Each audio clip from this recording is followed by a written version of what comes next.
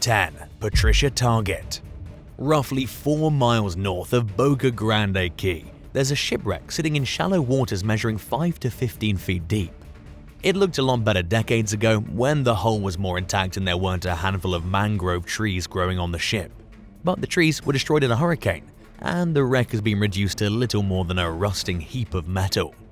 It's rumored to be the remains of Henry Ford's private yacht, the Cialia, which also went by the names the Patricia Target ship and the Old Patricia Target. The vessel was originally called the USS Coral. The 214-foot yacht was built in 1914. Henry Ford bought it during the 1930s, and it was reacquired by the Navy in 1940 for service in World War II.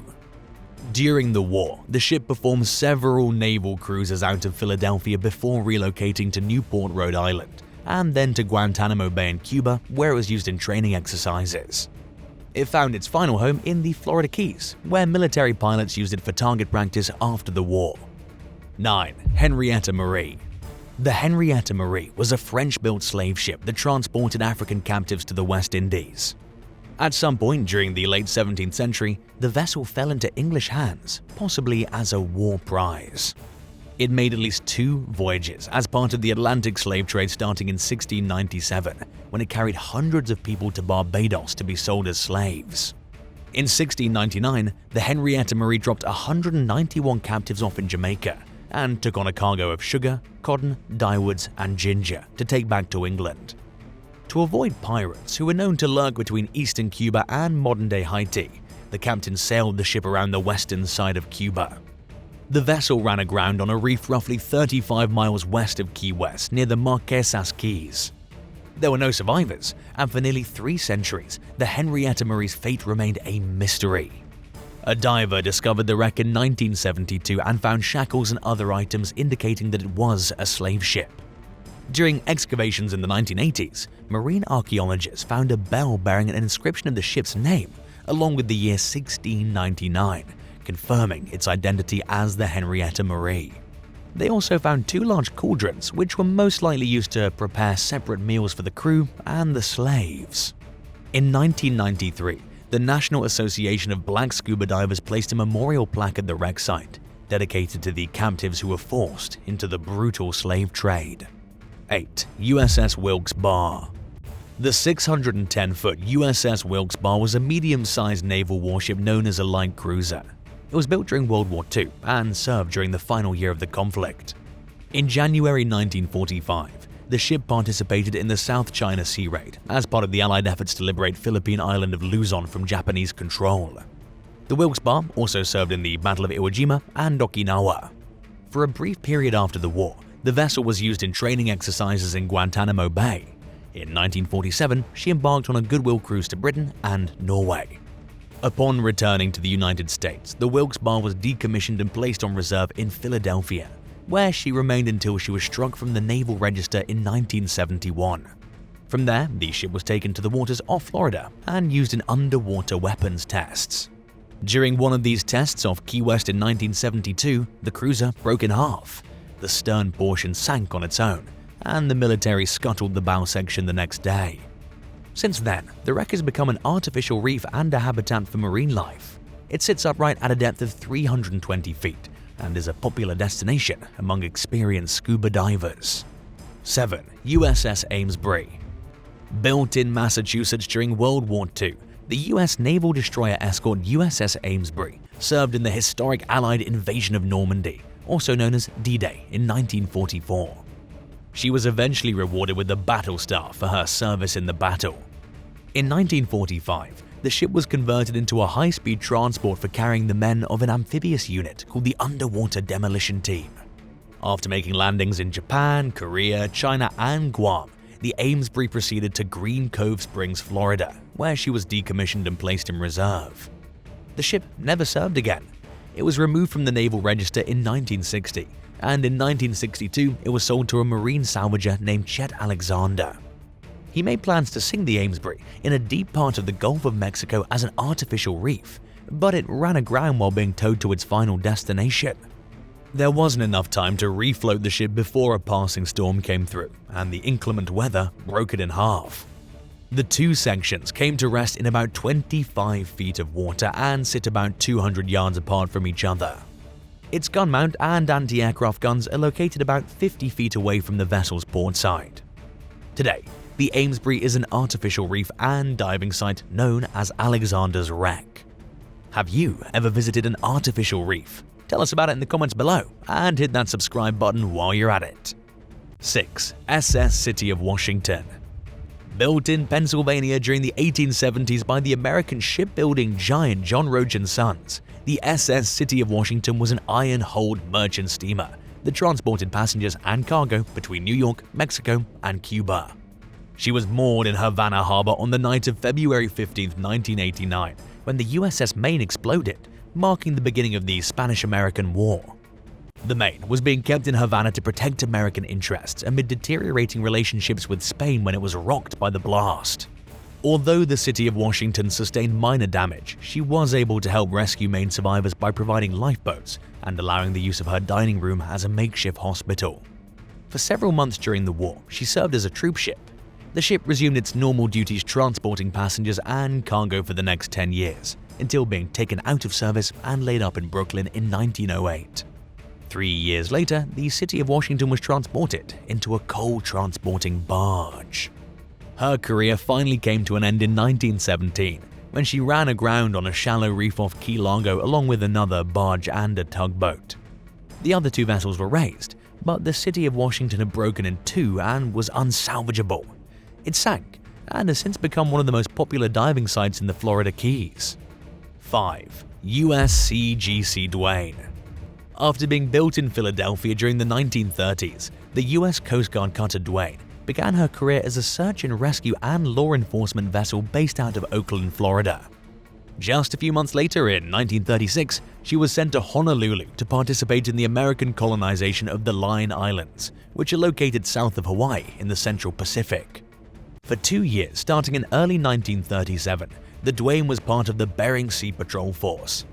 Her next assignment began in 1939 off the coast of Newfoundland, Canada, where she conducted 4 neutrality patrols. As the US inched closer to entering World War II after years of adhering to an isolationist policy, the Duane was requisitioned by the Navy as WPG-33. From 1942 to 1943, she served as a convoy escort. In August of 1944, the ship participated in the Allied invasion of southern France known as Operation Dragoon. She remained in the Mediterranean for the next year, then returned to the US. The Duane spent the next 20 years rotating between weather stations off Newfoundland and Labrador as part of an international ocean weather station program. While the work most likely wasn't very exciting, it contributed significantly to the growth and safety of commercial overwater flights in the region. By the early 1970s, the weather patrols had essentially become obsolete to more advanced technology. The Duane was tasked with patrolling off the US coast in accordance with the recent implementation of stricter fishing laws and a notable increase in narcotics smuggling. She was decommissioned in 1985 as the oldest active US military vessel.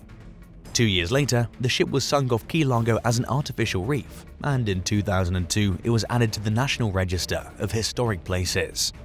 4. San Pedro. During the summer of 1733, the Dutch-built merchant ship San Pedro departed from Havana along with 20 other ships as part of a treasure fleet bound for Spain. The next day, a sudden change of winds indicated an oncoming hurricane, and the captain ordered the fleet to turn back. But it was too late to avoid the storm's path, and all but one of the fleet ships were destroyed, including the San Pedro. Several of the wrecks were refloated and taken back to Cuba, but the San Pedro was beyond saving. It was rediscovered in the 1960s by treasure hunters, who found thousands of silver Mexican pesos that went down with the ship and other artifacts. The wreck was quickly stripped of anything valuable. Over the centuries, the San Pedro became partially buried in sediment. Most of its exposed portions fell victim to shipworms or broke off and drifted away. What's left of the ship functions as one of Florida's oldest artificial reefs and is a designated archaeological preserve. 3. Adelaide Baker. Originally called the F.W. Carver, the bark that eventually became to be known as the Adelaide Baker was built in 1863 in Bangor, Maine. The 153-foot-long vessel was renamed when she was sold to the British, and she continued to work along the American coast. At the time, the US was experiencing a golden age of maritime shipping. While en route to Savannah, Georgia, on the night of January 28, 1889, with a cargo of timber, the Adelaide Baker ran aground on Coffin's Patch Reef off Key Colony Beach. Nearby vessels helped the captain and crew to safety, and everyone survived. The wreck's remains are spread over a 1,400-foot area roughly 4 miles southeast of Dunkey, with a pile of spilled ballast marking the location where it hit the reef. It's evident that early salvors, known as wreckers in and around the Keys, placed parts of the ship in the water after salvaging what they could from it. The most recognizable piece of the scattered wreck is its 77-foot iron main mast.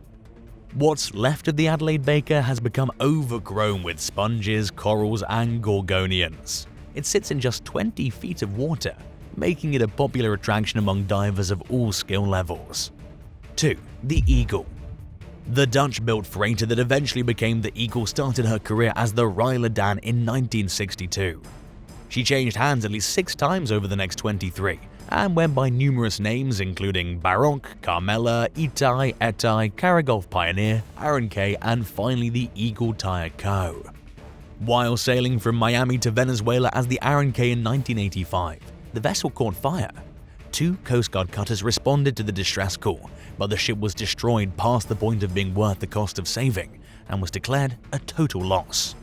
The ship received her final name later that year, when she was purchased by the Florida Keys Artificial Reef Association with plans to sink her as an artificial reef. Things moved forward sooner than planned when the Eagle's moorings failed, causing her to sink 6 miles off the coast of Lower Matecumbe Key in 110 feet of water.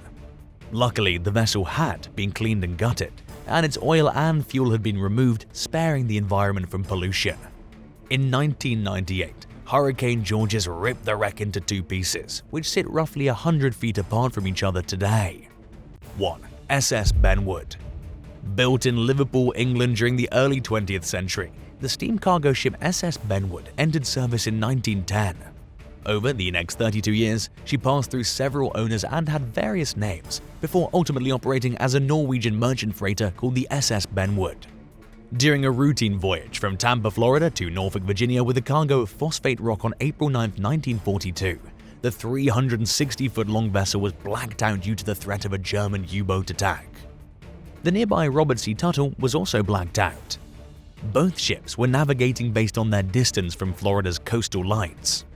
But the method wasn't foolproof, and the Robert C. Tuttle's crew spotted a large black object in its path just before 1 o'clock in the morning. The captain signaled his intentions to turn to starboard using his whistle, but received no response.